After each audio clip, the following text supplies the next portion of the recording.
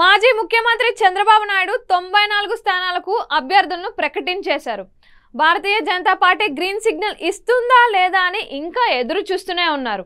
ఆయన జాబితాను ప్రకటించారు, కానీ ఆ అభ్యర్థులందరూ సేఫ్ జోన్లోనే ఉన్నారా అనేది పార్టీలోనే సందేహం. సేఫ్ జోన్ అనగా ఎన్నికల్లో గెలిచే స్థితిలో ఉన్నారా లేదా అనేది తర్వాత సంగతి. కనీసం ఎన్నికల్లో తలపడే సమయంలో అసంతృప్తుల వెన్నుపోటులకు గురి కాకుండా, జనసేన పార్టీ నాయకుల సహాయ నిరాకరణతో సతమతం కాకుండా ముందుకు సాగే స్థితిలో ఉన్నారా లేదా అనేది చాలా పెద్ద సంగతి.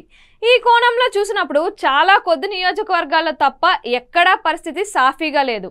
అయితే చంద్రబాబు నాయుడు మాత్రం ఎక్కడికక్కడ సెటిల్మెంట్లు చేసుకోవాల్సిందిగా అభ్యర్థులకు సంకేతాలు ఇచ్చేశారు.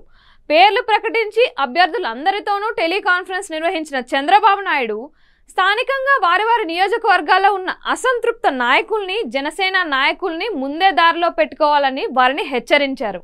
ఎవరైనా అసంతృప్తితో ఉంటే 1కి 10 సార్లు స్వయంగా మీరే వెళ్ళి కలవండి. నేనే అభ్యర్థిని అనే అహంతో వ్యవహరిస్తే కుదరదు. జనసేన నేతలను గౌరవించాలి అంటూ చంద్రబాబు నాయుడు పార్టీ అభ్యర్థులకు చేసిన దిశానిర్దేశం అచ్చంగా ఆర్థిక లావాదేవీలకు సంబంధించిందే అని పలువురు విశ్లేషిస్తున్నారు. చంద్రబాబు నాయుడు అభ్యర్థుల ఎంపిక పట్ల సహజంగానే నియోజకవర్గాల్లో వ్యతిరేకతలు వ్యక్తమవుతున్నాయి. పైగా జనసేన తెలుగుదేశంతో పొత్తు పెట్టుకోవడమే ఆ పార్టీలో చాలా మందికి ఇష్టం లేదు. వారందరూ టీడీపీపై గుర్రుగా ఉన్నారు. మెజారిటీ నియోజకవర్గాల్లో టీడీపీ విజయానికి సహకరిస్తారనే గ్యారంటీ కూడా లేదు.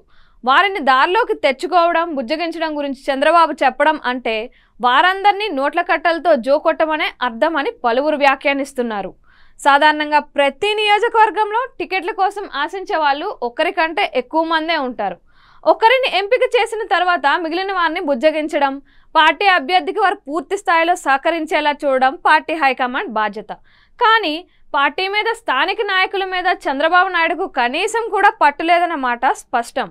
ఆయన చెబితే వినేవారు కానీ పార్టీ కోసం పనిచేసేవారు కానీ లేరు.